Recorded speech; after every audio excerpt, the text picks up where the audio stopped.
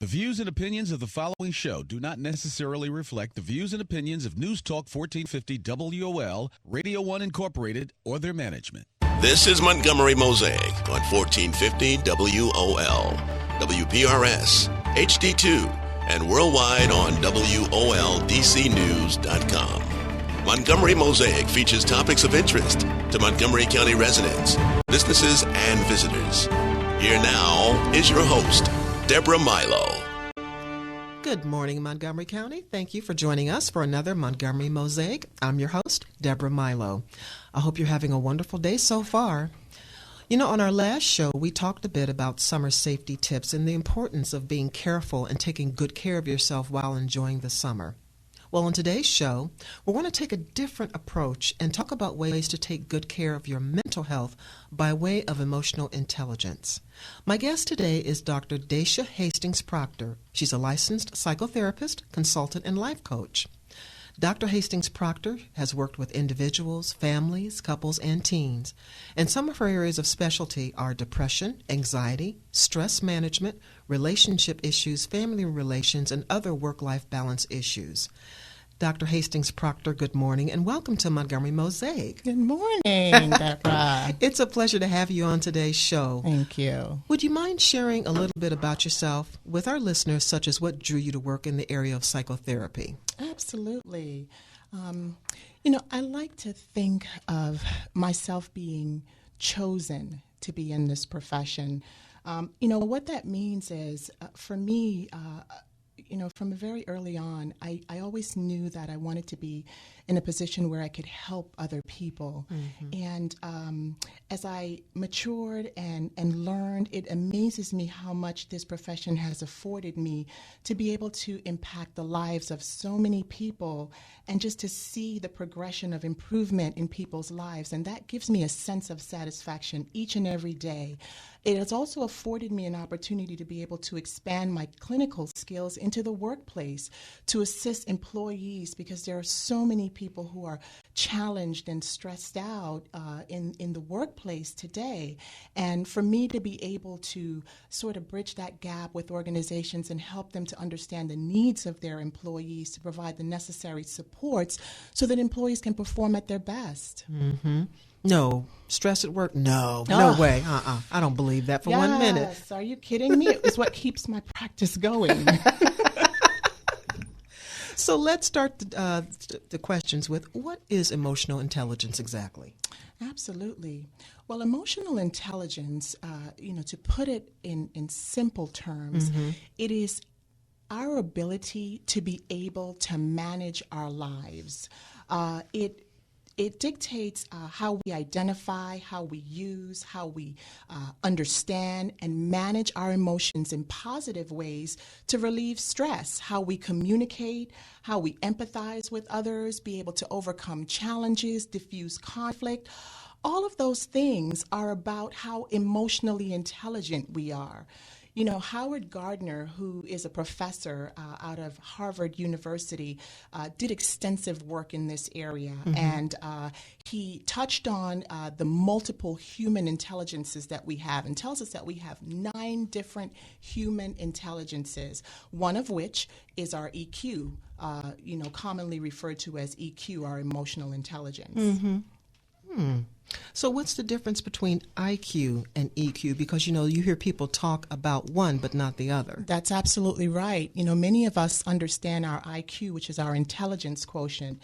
And, just to clarify for the listeners, mm-hmm. Our intelligence quotient is calculated based on what we know. So it's done by using a standardized test and looking at how we score on that test, divided by our chronological age and multiplied by 100, and then you get a score of what your level of IQ would be. So the difference with that then is our EQ then is more about the emotions, more about how we again manage our lives mm-hmm. from an emotional perspective.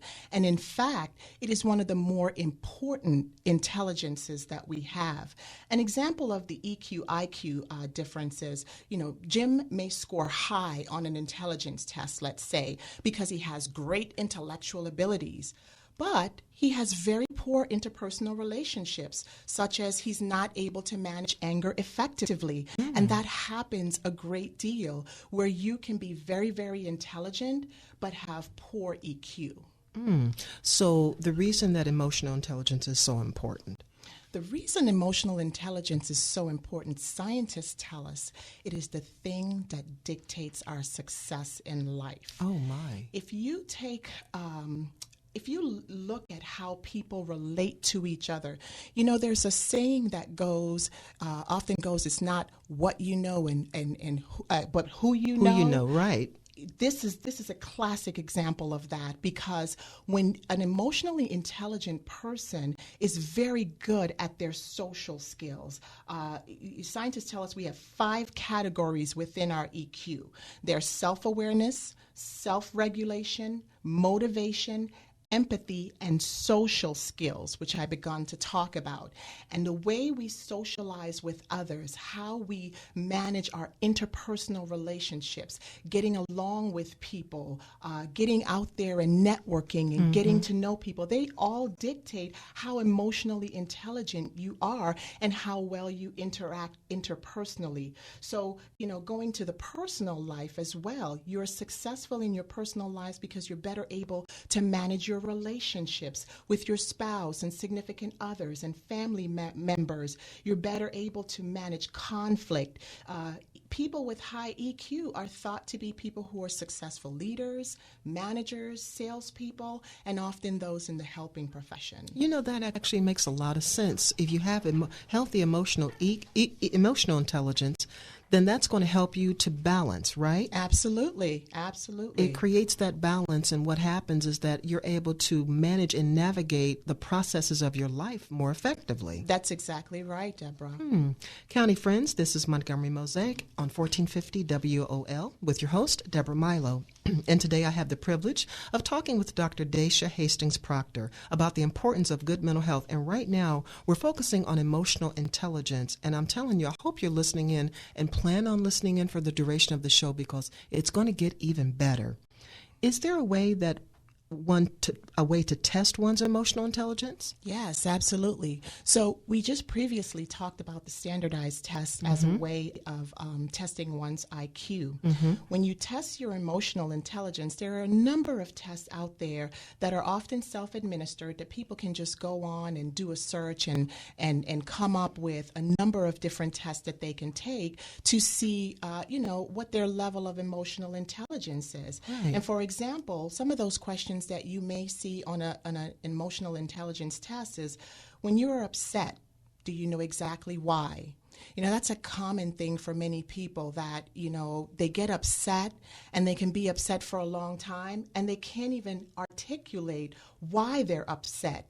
And, that can be quite, detrimental to someone's mental health, that the longer you stay in this sort of negative emotion, it leads to other kinds of, mental health issues such as depression.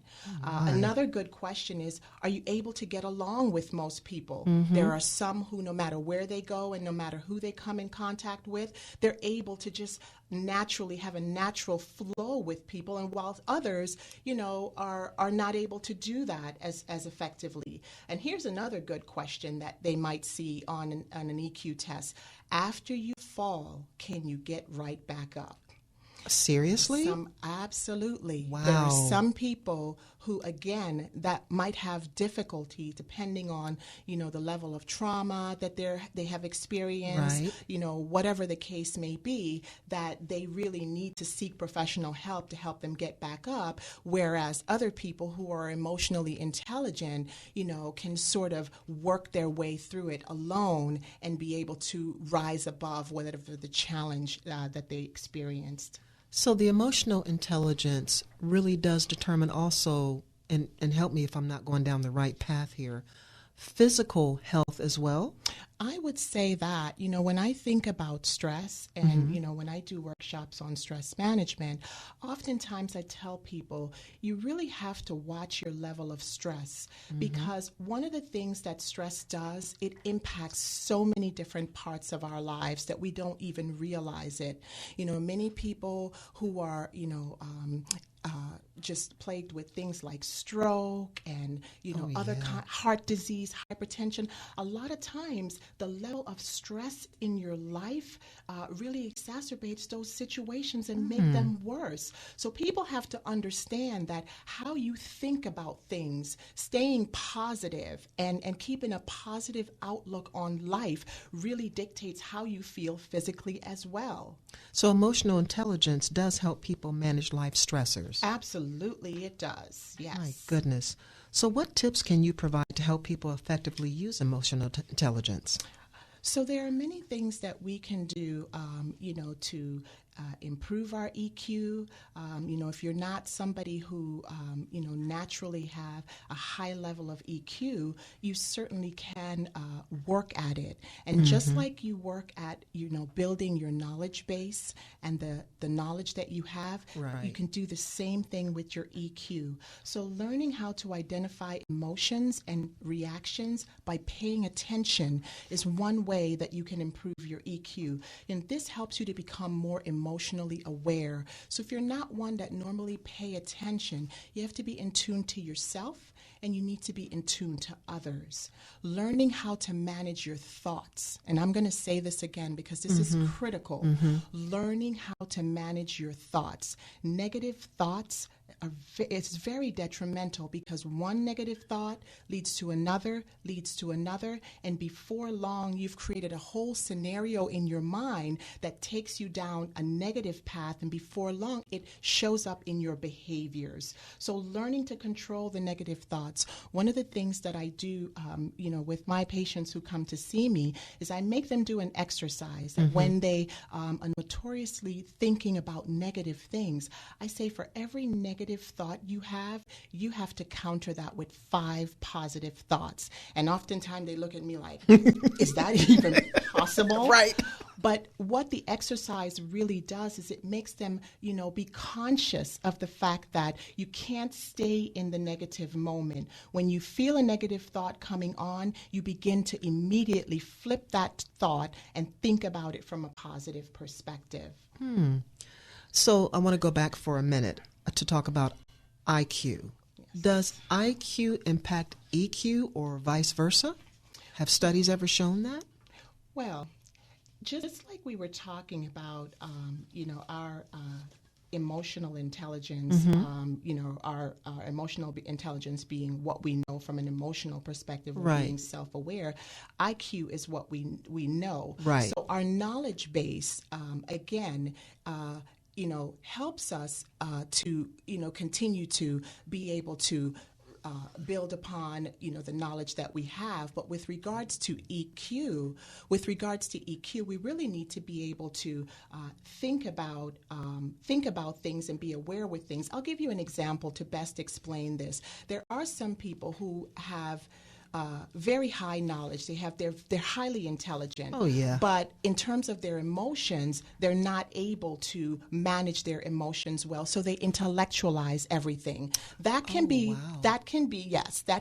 a defense mechanism, but it also does not allow them to be able then to deal with the true feelings that they have, the true emotions, and they kind of miss the boat. So when you think about both intersecting, it's good to have good knowledge, but it's even better when you're in tune to your emotions because it makes you a much more successful person, from a life perspective. That I don't even know what to say because that's just the way the two connect is so vital, is what I hear you saying. The way that the two connect are very, very vital. I want to shift gears for a bit, and we're probably going to have a long conversation about this and talk about other types of stressors, such as depression, to talk about what some of the signs of depression might be. But I know that we're coming up on a quick break, and I just wanted to kind of, put that out there. We'll talk about that next. Great. Dr. Hastings Proctor, this is such a good and relevant information. We're going to come back after the break to talk more about the benefits of emotional intelligence and good mental health. Listeners, this is Montgomery Mosaic on 1450 WOL. We'll be right back. News updates on the web at WOLDCnews.com. Good morning. This WOL Traffic Update is brought to you by Home Free tonight on Fox. Inbound on South Capitol Street, northbound near O Street in front of Nationals Park. It was an accident in the left lane. Pennsylvania Avenue at 6th Street Southeast, accident cleared. Everything is open. Outer loop of the Beltway, accident right shoulder after Allentown Road before Pennsylvania Avenue, brief delay. Don't miss 9 couples competing against each other to win a dream home. The twist, they all win a house. They just don't know it yet. Mike Holmes hosts Home Free, premieres tonight on Fox. Now your WOL weather forecast brought to you by Horseshoe Casino Baltimore. For today, mostly sunny, highs in the upper 80s. For tonight, a few clouds down to 68. Tomorrow, a mix of clouds and sun and a high once again in the mid to upper 80s. Horseshoe Baltimore, where you can now gamble on 30 new table games, including Let It Ride and Big Six, featuring the highest limited and best odds. Must be 21 years or older to gamble. For help, visit mdgamblinghelp.org. Steve Hirschhorn for News Talk 1450 WOL, where information is power. Welcome back, County friends. It's Deborah Milo on Montgomery Mosaic, and we're having a great conversation today with Dr. Dacia Hastings Proctor, and she's a psychotherapist who's talking to us about the importance of emotional intelligence. And before we went to break, I wanted to kind of shift gears a bit, talk about other types of stressors like depression. You know, because depression is a reality, especially within Black communities. Black Americans seem to suffer from it significantly more than other groups. And I want to talk about that, Dr. Hastings Proctor. What are some of the signs of depression? Well, Deborah, when we think about depression, it's important for us to try to qualify what depression is by saying what it's not. Okay. You know, sadness is an emotion just like any other emotion, and sometimes, you know, we may all go through periods of sadness where something might have happened in our lives and has caused us to, you know, feel sad about it. One of the things about that you have to understand about depression, it's not just that temporary feeling of sadness or having the blues, right, but it's a prolonged issue that, you know, again, spills over into the person's everyday life that causes them to have feelings of hopelessness, helplessness, loss of interest in things that they may have once been interested in and are no longer interested in. Their sleep is disturbed. Their appetite can also be disturbed. They feel irritable. Often they may be short-tempered. You may find that a depressed person is more aggressive than usual. And we talked about the negative thoughts. Well, these negative thoughts begin to spiral out of control. They can't even manage the thoughts anymore. And, you know, sadly, you know, prolonged depression for some can also lead to thoughts of suicide. Of course, yeah. You know, we read so much about depression. I'm curious as to whether or not there is a link between emotional intelligence and depression. Well, scientists tell us that when we're emotionally intelligent, again, we're better able to manage things like stressors and you know, things like depression. So absolutely, when you think about the connection and the link, again, an emotionally intelligent person is better able to sort of pull themselves out of the situation or find ways to do so, knowing when I feel stress, being in tune to my body to tell me I have stress signs, so I need to stop. I need to relax. I need to take a vacation because I'm stressed out. And if I continue down this path, it's not going to look good for me. It's not going to look good. So, you know, yes, to answer your question, there is a link, you know, between, you know, our level of emotional intelligence and how we, you know, manage these situations that come up in our lives. If you've just tuned in, welcome to Montgomery Mosaic on 1450 WOL. It's Deborah Milo, and I'm here talking with Dr. Dacia Hastings Proctor about a very important topic, good mental health, including emotional intelligence. And she's just informed me in the green room that she was glad that I took my vacation so I could come and do today's show and be emotionally healthy. That's right. So that's and she looks great. Thank you. You know, earlier we were talking about how historically African American communities, communities of color, you know, we didn't subscribe to mental health treatment. Mm-hmm. You know, the need for treatment, unfortunately, often became a part of our lives as a result of a devastating or a life-altering scenario played out within our families. You know, all of us can speak to this to some degree. You know, we've got aunts, uncles, mothers, fathers, cousins, sisters, brothers, you know, who may have had an experience that would require some mental health treatment. Yes. Well, with more improvements in the area of mental health research and prevention, do you think the numbers look better now as regard to how African Americans or Black Americans, do we get treatment now? Are our communities actively seeking treatment like counseling? Yes, I would say so. And as a practitioner in the community, I have seen it in my own practice as well. You are correct when you talk about the history of African Americans and people of color not necessarily subscribing to formal treatments such as this. Right. In fact, the National Healthcare Disparities Report of 2010 tells us that, you know, whites are twice as likely to seek counseling and mental health for issues and concerns than are, you know, people of color or even blacks. Twice as likely? So they are twice as likely. However, over the last decade, we've seen a 25% rise in the number of blacks seeking counseling. Although extensive research has not yet been done in the area, you know, in therapists in private practice, you know, the National Healthcare Disparities Report do tell us that there is a 25% rise in doing so. They tell us that the ones who are seeking counseling now are often the young, the more educated, people who are in the workforce, because today there are so many supports, such as the Employee Assistance Program, that in fact many people are taking advantage of. Absolutely. Including blacks, you know, coming in for counseling through their employer-sponsored plan. Interestingly, I recently had a gentleman, a black male, who came to me for help with depression. And he had been depressed for a very long time. And unfortunately, this depression had spilled over into his life where it was impacting his relationship with his wife and his child. And he talked about how he had isolated so much that he would come home from work and he would just go into a room and sit in a dark room. And, you know, again, it was really impacting his family life. Of course. And he realized that they needed to do something about it. And when he came in, you know, I could just see that this man was so overburdened just by, you know, the way his shoulders slumped. But he also had air about him as if he didn't know what to expect.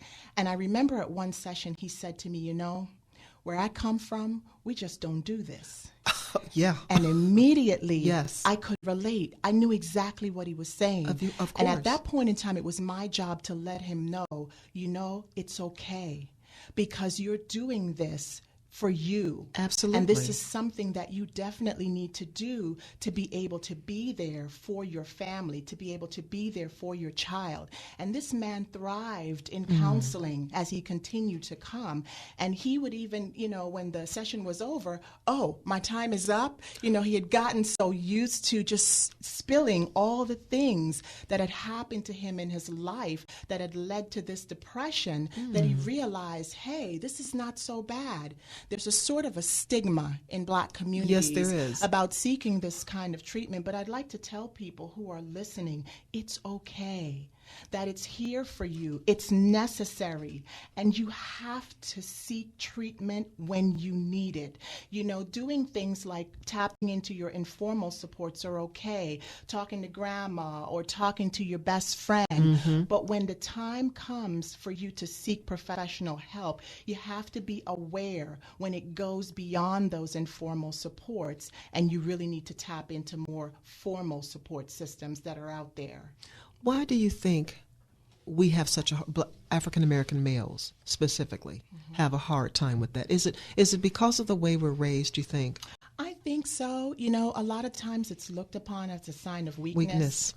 Or that it's white privilege, but it's not necessarily a white thing. Right. Because that's what it's looked at as, oh, we don't do that. That sitting on the couch and talking to someone, that's for them. Right. But that's not true, and it isn't seen as a sign of weakness. It's seen as a sign of strength. Because when you can when you can clearly articulate what's going on with you inside, that's actually a strength. That's a huge strength. Yes. Folks, this is Montgomery Mosaic, and it's Deborah Milo talking with Dr. Dacia Hastings Proctor about the ways mental health care prevention can improve our lives.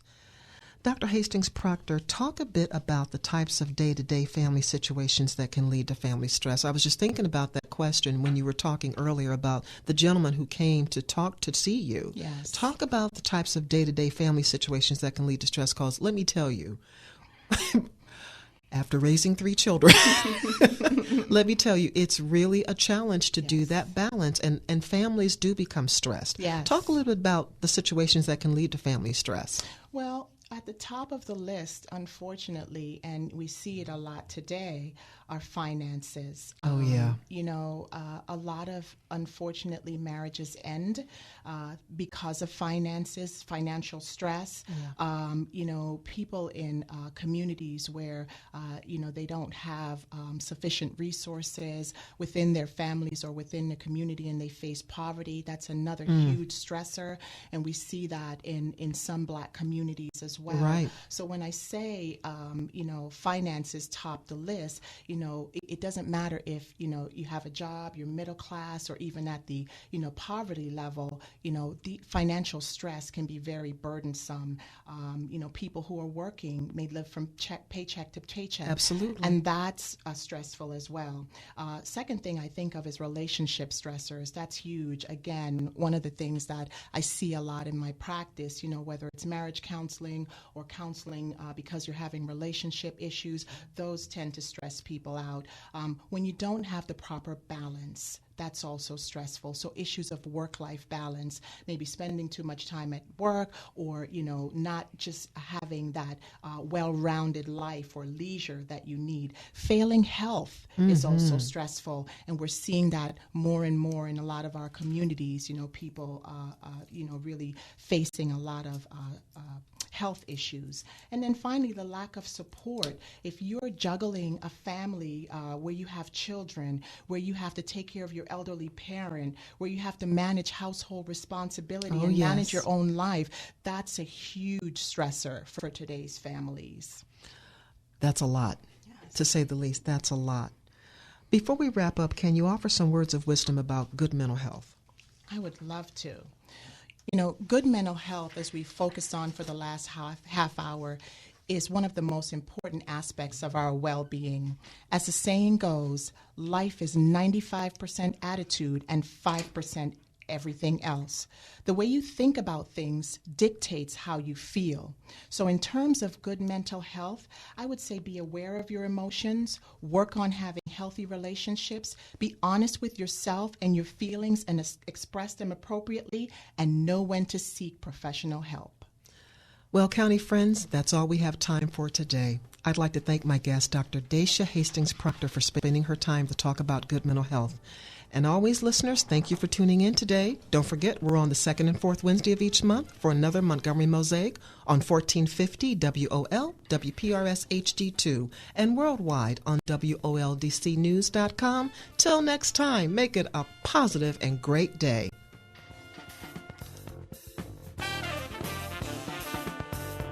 (1450) WOL.